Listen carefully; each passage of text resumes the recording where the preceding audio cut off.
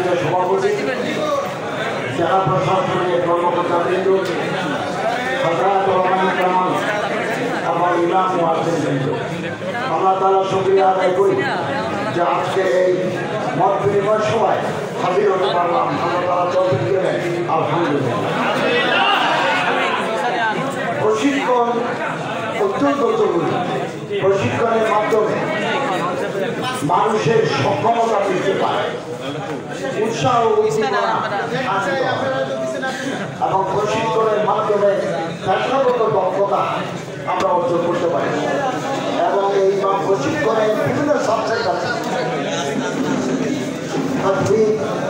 আকায়েদ, ইসলাম, এরপরে কুটির শিল্প, মৎস্য শিল্প, জীবন মানের উন্নয়নের বিভিন্ন কর্মতৎপরতা, এছাড়া প্রাথমিক চিকিৎসা, এগুলো আছে। প্রশিক্ষণ অত্যন্ত জরুরি। আপনারা প্রশিক্ষণ দিচ্ছেন, আপনাদের আন্তরিক মোবারকবাদ জানাই। এই ইমাম মুয়াজ্জিনদের জন্য আমার মন্ত্রণালয় আমরা একটা বেতন কাঠামো তৈরি করছি এবং সেটা কাজ চলছে। খুব দ্রুত সময়ের মধ্যে আমরা এটা রেডি করে মন্ত্রী পরিষদে পেশ করব। প্রধান উপদেষ্টার অনুমোদন নিয়ে আমরা এটা গেজেট করব। এটা 2015 সালের ফেয়ার অনুযায়ী আমরা করতে চাচ্ছি, corresponding to the present time. এবং ঢাকা বিশ্ববিদ্যালয়ের মসজিদ ইমাম যে বেতন পান, খুলনা বিশ্ববিদ্যালয়, প্রযুক্তি বিশ্ববিদ্যালয়ের ইমাম একই বেতন পান না। এই জন্য ইউনিফাইড পে স্কেল আমরা করতে চাচ্ছি। এটা সরকারি স্বায়ত্তশাসিত, আধা স্বায়ত্তশাসিত প্রতিষ্ঠান ইমামদের জন্য কার্যকর হবে। আর যে সমস্ত মসজিদ ওয়াকফ নিয়ন্ত্রিত, ওখানেও আমরা কার্যকর করব জেলা প্রশাসক মহোদয়দের মাধ্যমে, ইউনের মাধ্যমে। আর যে সমস্ত মসজিদ বেসরকারিভাবে পরিচালিত, ওনাদেরকেও আমরা উদ্বুদ্ধ করব এবং ইমাম মুয়াজ্জিনদের জন্য মসজিদের আশেপাশে তাদের থাকার ব্যবস্থা করার জন্য আমরা ওখানে প্রস্তাব রেখেছি। এবং ফেস্টিভ্যাল বোনাস, উৎসব ভাতা যাতে তাদের দেওয়া হয়, এটাও আমরা ওখানে উল্লেখ করেছি। আশা করি এর মাধ্যমে ইমামদের, মুয়াজ্জিনদের জীবন মান উন্নত হবে। আমরা গেজেট আকারে করবো, প্রজ্ঞাপন আকারে করবো, গেজেট আকারে করবো, যাতে কার্যকর করা যায়। সাধারণ ইমামদের 2 নম্বর, এই যে সমস্ত ইমাম মুয়াজ্জিন প্রশিক্ষণ নিয়েছেন অথবা নিচ্ছেন, আমরা তাদেরকে ইমামতির পাশাপাশি একটা ছোট্ট বিজনেস, কুটির শিল্প, মৎস্য চাষ অথবা ক্ষেত খামার অথবা কবুতর পালন অথবা কোয়েল পাখি পালনের মাধ্যমে যাতে তারা স্বাবলম্বী হতে পারেন, এই জন্য বিনা সুদে আমরা তাদেরকে ঋণ দিচ্ছি। আপনি 50,000 টাকা জোগাড় করলেন, আমরা 50,000 টাকা দিলাম। 1 লক্ষ টাকার যখন ফান্ড হবে, একটা গ্রামে অথবা একটা পাখার চৌবাচ্চায় আপনি থাইল্যান্ডের মনোসেক্স তেলাপিয়া মাছ চাষ করতে পারেন। খুব দ্রুত এগুলো বাড়ে, এগুলো হাই এলিভেটেড ভ্যারাইটি, খুব দ্রুত বাড়ে। শিং মাছ, মাগুর মাছ, তেলাপিয়া মাছ বাড়ে। খাবার দিবেন এবং ছোট একটা মেশিনের মাধ্যমে পানিতে অক্সিজেন সরবরাহ করবেন। এতে কোনো কোটি টাকার পুঁজি লাগে না। আমরা সবাইকে পুঁজি দেব, আপনি সবাইকে পুঁজি দিবেন। ইমামতির পাশাপাশি মাছ বিক্রি করে আপনি স্বাবলম্বী হবেন। এটার অর্থ কিছু নাই। তরফ হালাল ফরিজাতন বাদল ফরিজাত, পেটের পাত জোগাড় করা বাদল। সমস্ত নবীরা হাতে কাজ করেছেন। আমি ইমামতি কি, আমি কিন্তু কৃষি চাষ করতে পারি না? নিশ্চয় পারি। আমি তো 16 বছর ইমামতি করেছি, মসজিদে ভোটা দিয়েছি চট্টগ্রামে। আমার তো বাগান আছে, লিচু বাগান। আমি সময় পেলে, এরপর আমি বিশ্ববিদ্যালয়ে শিক্ষকতা করেছি, কলেজে মাস্টারি করেছি বহু বছর। এরপর আমি গিয়ে শ্রমিকদের সাথে বসে থাকি। খুব বেশি লাভ নাই, শখের জন্য করি। কিছু বিক্রি হয়, কিছু ফলমূল আমরা বিক্রি করতে পারি। অতএব হযরত আদম আলাইহিস সালাম যদি কৃষির কাজ করতে পারেন, হযরত জাকিরিয়া আলাইহিস সালাম যদি গাছের বিজনেস করতে পারেন, হযরত দাউদ আলাইহিস সালাম যদি লোহার বিজনেস করতে পারেন, হযরত ইব্রাহিম আলাইহিস সালাম ব্যাগ বানিয়ে যদি বাজারে বিক্রি করতে পারেন, আমার কি পজিশন? আমি তো একটু পরিশ্রম করতে পারবো না। অতএব আমরা ইমামতি মুতাদ্দিসিন মুয়াজ্জিনের পাশাপাশি হাতের কিছু কাজ করে আমরা আর্থিকভাবে সচ্ছলতা করতে পারি। আমরা আপনাদেরকে অনুদান দেব। আর যে সমস্ত ইমাম ফ্যাটাল ডিজিজে আক্রান্ত, ক্যান্সার, লিভার সিরোসিস অথবা ডায়ালিসিস করছেন, চলন শক্তি হারিয়ে ফেলেছেন, আমরা তাদেরকে এককালীন অনুদান দেব, ফেরত দিতে হবে না। এছাড়া ইমাম মুয়াজ্জিন কল্যাণ ট্রাস্ট আছে আমাদের, আলহামদুলিল্লাহ আমাদের অ্যাকাউন্টে ফান্ড যেটা আছে এটা বড় সাউন্ড, ভালো অ্যামাউন্ট আছে। আমরা চাচ্ছি যে ইমামদেরকে যে আরো যে কিভাবে সাহায্য করা যায়, এই টাকাগুলো ব্যাংকে পড়ে আছে, এগুলোকে ইউটিলাইজ করে ইমাম মুয়াজ্জিনদের কল্যাণ আর কি করা যায়। আমরা প্রাথমিকভাবে সিদ্ধান্ত নিয়েছি আমরা একটা ওয়াটার ট্রিটমেন্ট প্ল্যান করব, মিনারেল ওয়াটার তৈরি করে বাজারে সাপ্লাই দেবো। যা লাভ হবে তা ইমাম মুয়াজ্জিন কল্যাণ ট্রাস্টে যাবে।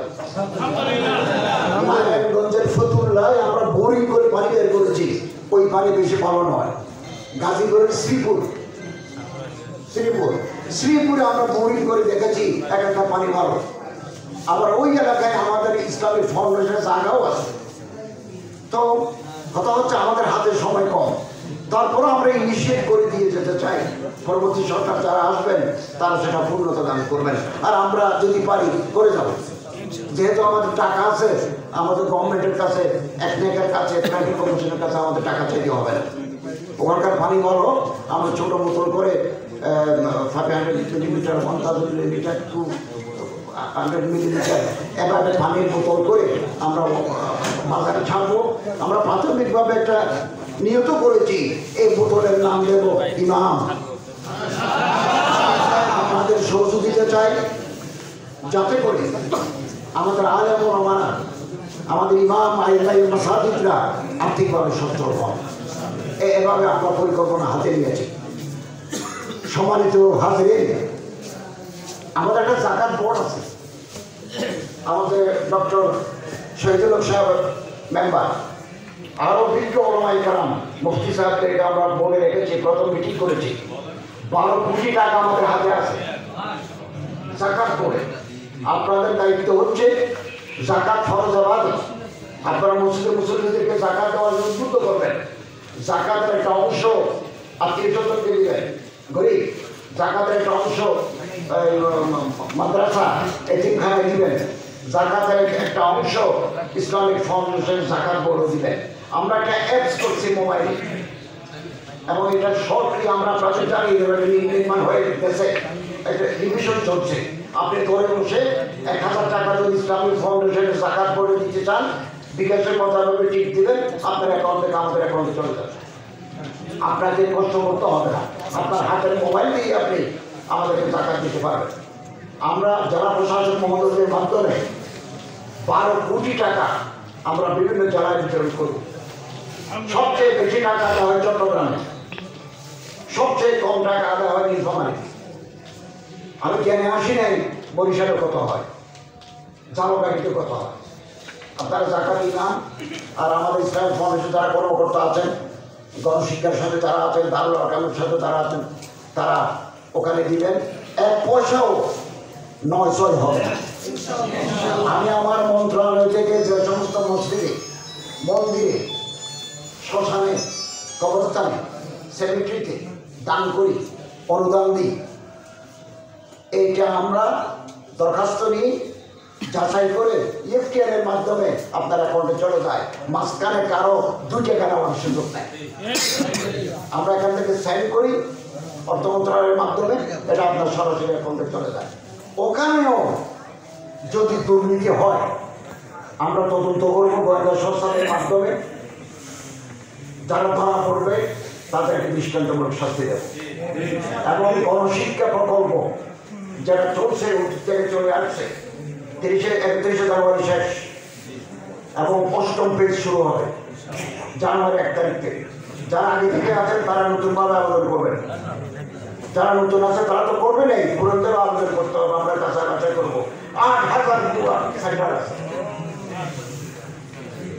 15 বছর 16 বছর তো আমি চলে আসছে ভূয়া, এবং ওখানে ফিল্ড সুপারভাইজার, ওখানে কেয়ারটেকার, ওখানকার ডিটি ডাইরেক্টর থেকে শুরু করে 11 পর্যন্ত ভাগ পায়। আমরা এই সমস্ত শয়তানি বন্ধ করে দেব। আমরা দেখি ল এনফোর্সমেন্ট এজেন্সির সাথে কথা বলে এগুলো সত্য প্রতিদিন আমরা মিটিং করি স্বরাষ্ট্র মন্ত্রণালয়ে, DGFI, NSI, SB, all law enforcement agencies, intelligence branches সাথে প্রতিনিয়ত প্রতি মাসে আমরা মিটিং করি, এবং এদের মাধ্যমে আমি চিন্তা করছি কারা কারা এই টাকা খেয়েছে তাদেরকে আইনের আওতায় আনতে চাই, এবং আমার মন্ত্রণালয়কে দুর্নীতিমুক্ত করার জন্য আমরা পদক্ষেপ নিয়েছি। ইসলামিক ফাউন্ডেশনকে ডেকে সাজিয়ে, ইসলামিক ফাউন্ডেশন ছিল দুর্নীতির আখড়া। আমি একজন মহাপরিচালক দিয়েছি যিনি আলেন, যিনি বিচারক, খুলনা ট্রাইব্যুনাল নম্বর 3 জেলা জজ, ওনাকে দিয়েছি। আমার আর চিন্তা নেই, উনি এটাকে নিয়মের অনুযায়ী ঠিক করে ফেলবেন। আমার মন্ত্রণালয়েও আমরা যে টিম স্পিরিট নিয়ে কাজ করছি। ওয়াকফতে গোমা একজনের জায়গা আরেকজনকে দিত, আগে টাকা দিয়েই বদলি বদলে যেত। এই প্র্যাকটিস বদলানোর জন্য একজন সৎ অফিসার অ্যাডিশনাল সেক্রেটারিকে ওখানে নিয়োগ করেছি। এটা নিয়েও আমার মাথা ব্যথা নেই। বাইতুল মোকাররমে একজন দরবেশটাকে খতিব দিয়েছি। 110 কোটি টাকা খরচ করে বাইতুল মোকাররমকে আমরা বিউটিফিকেশন করব, যেখানে ঢুকলেই মানুষের মনের ভিতরে আল্লাহর ইবাদত করার মানসিকতা হবে। এবং নিজে মহোদয়কে বলেছি বাইতুল মোকাররমের বাথরুমে কেউ উযু বানালে উযু হবে না, ওখানে ময়লা, উনি অতি সত্য, এগুলোকে ঠিক করে ফেলবেন। অর্ডার দেওয়ার পরে যদি ক্যারিয়ার না হয় আপনি কাজ করবেন কি করে? আমাদের অর্ডার কাউকে দিলাম, তিনি এটা ফলো আপ করলো না, তাহলে সেই অফিসার ইমিডিয়েটলি আমরা বদলে দেবো। এবং বাইতুল মোকাররমকে আমরা জাতীয় মসজিদ হিসাবে, দৃষ্টিনন্দন মসজিদ হিসাবে তৈরি করবো। প্রায় 40 কোটি টাকা আছে এই টাকা দিয়ে। আন্তর্জাতিক শাহী জামে মসজিদের জন্য কুয়েত ওয়াকফ চ্যারিটি আমাদের জন্য 10 কোটি টাকা দিয়েছে। ম্যাপ তৈরি হচ্ছে, এটা মদিনার মসজিদের আদরে আমরা তৈরি করবো। 10 কোটি টাকা দিয়ে হবে না। চট্টগ্রাম মানুষ ধনী, বাংলাদেশের মানুষ অনেকে ধনী মানুষ আছেন, অ্যাফ্লুয়েন্ট পিপল আছেন, তাদের সহযোগিতায় এটাও আমরা তৈরি করে দেব। আপনাদের যে দীর্ঘদিনের বঞ্চনা আছে, প্রমোশন পান নাই, অনেক 94 ইংরেজি থেকে অনেকে প্রমোশন পান নাই, আপনারা ইসলামিক ফাউন্ডেশনের ডিসির কাছে দরখাস্ত করেন অথবা আমার কাছে করেন, আমরা অতি দ্রুত সময়ে এগুলো নিষ্পত্তি করে দেব। এবং যারা প্রমোশন পান নাই ফর আননোন রিজন, আমরা তাদেরকে প্রমোশন দিয়ে দেবো, কারণ এটা আপনার পাওনা। আমাদের কাছে একটা রেজলিউশন আসলো, বোর্ড অফ গভর্নর্সে বললো নিচের এই 8 জনকে প্রমোশন